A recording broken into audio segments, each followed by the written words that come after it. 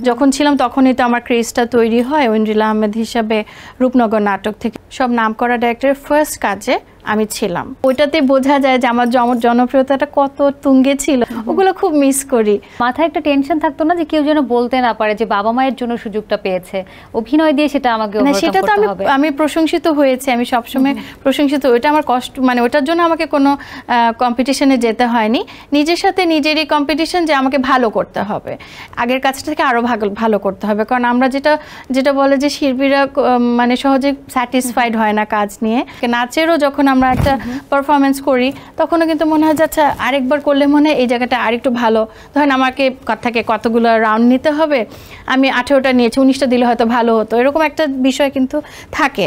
তো অ্যাক্টিংয়ের ক্ষেত্রেও হয় যে আমার ধরেন একটা ইমোশনাল রোল করছি, আমাকে একটু মনে হচ্ছে যে না আমি আরেকটু এই সময়টা আরেকটু চোখে পানিটা একটু আগে আসলে ভালো হতো, নাহলে একটু পরে যদি পড়তো চোখের থেকে ড্রপটা তখন হয়তো ভালো হতো। মানে আমরা কখনোই স্যাটিসফাইড না, কিন্তু কারোর সাথে কম্পিটিশন দেওয়া হয় না। সবার বডি ল্যাঙ্গুয়েজ, অ্যাক্টিংয়ের স্টাইল সবার কিন্তু ডিফারেন্ট। আমার স্টোরি সিলেকশনটা ডিফারেন্ট, আরেকজনের আরেক রকম।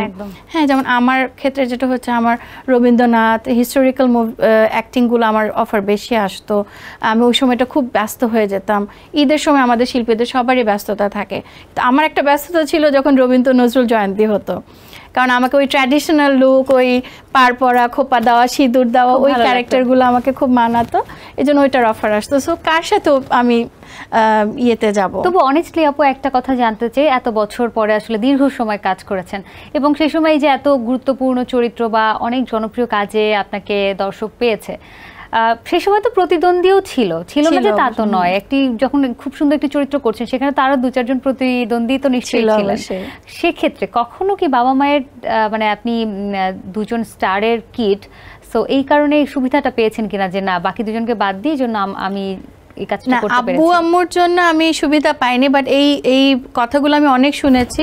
স্পেশালি যখন বিটিভিতে কাজ করতাম শিশু শিল্পী হিসেবে, টিনেজার যখন ছিলাম তখনই তো আমার ক্রেজটা তৈরি হয় ঐন্দ্রিলা আহমেদ হিসাবে রূপনগর নাটক থেকে। তো তখন যেটা আমি শুনেছিলাম যে এক একটা রোলের যখন আমার অফার আসতো তখন বলতো যে এই রোলটার পিছনে আরও 2জন শিশু শিল্পী খুব চাচ্ছে, তার ফ্যামিলি থেকে চাচ্ছে যে এই রোলটা তাদের করা হোক, বাট তোমাকে তো এখন দর্শক চায়, তুমি তো এখন হট কেক, সো তোমার জন্যই কিন্তু আমরা রোলটা রেখেছি, তুমি কিন্তু করো। কারণ আমি ওই যে আমার পরীক্ষা আছে, পড়া আছে, নাচের রিহার্সাল আছে, আঙ্কেল এখন পারছি না, এগুলো বলতাম। তখন শুনতাম যে আমার রোলগুলো অন্যদেরকে বাদ দিয়ে আমাকে দেওয়া হচ্ছে। আর আমি 6-7 উঠতেই তখন প্যাকেজ নাটক শুরু হয়ে যায়। তো প্যাকেজ নাটকের সময় যেটা হয়েছে যে সব বড় বড় ডাইরেক্টররা, শহীদুল হক খান, তারপরে রিয়াজউদ্দিন বাদশাহ, মানে সবগুলো ডাইরেক্টর, 4-5জন ডাইরেক্টরের সব নামকরা ডাইরেক্টরের ফার্স্ট কাজে আমি ছিলাম। মানে তখন তো আমি টিনেজার হিসেবে ছিলাম। ধরেন শমিকা স্যার আছেন, তৌকির ভাই আছেন, বা জাহিদ হাসান আছেন, বিপাশা আপু আছেন, একটা তো টিনেজার ক্যারেক্টার যেটা থাকছে, বা মৌ আপু আছেন, টনি ডাইজ আছেন অভিমানে অনুভবে। তো তখন আমার জন্য একটা স্পেশাল ক্যারেক্টার থাকতো যেটা খুব ভাইটাল, একটা ইম্পর্টেন্ট ক্যারেক্টার। সেটা কিন্তু প্রত্যেকটা ডাইরেক্টরের ফার্স্ট কাজে আমি ছিলাম। প্রত্যেকটা আর্টিস্ট, মৌ আপুদের, শমী আপুদের আর বিপাশা আপুদের জেনারেশনে যারা তারা মানে অভিনয় শিল্পী হিসেবে নায়িকা চরিত্রে ছিলেন, ওখানেও কিন্তু আমি প্রত্যেকটা নাটকে ছিলাম। তো তখন ওইটাতে বোঝা যায় যে আমার জনপ্রিয়তাটা কত তুঙ্গে ছিল, যে সবার ফার্স্ট কাজ ওখানে, আমারও ফার্স্ট কাজ প্যাকেজে।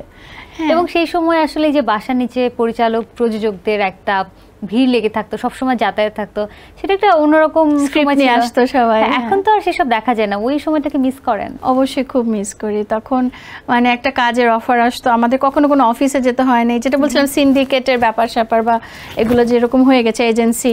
তো আমাদের সময় কিন্তু আমাদের কখনো কাজ চাইতে যেতে হয় না, আমাদের বাসায় কাজ অফার আসতো। বেশি হলে আঙ্কেলরা ফোন করে দিতেন, অ্যাসিস্ট্যান্টদেরকে দিয়ে স্ক্রিপ্ট পাঠিয়ে দিতেন।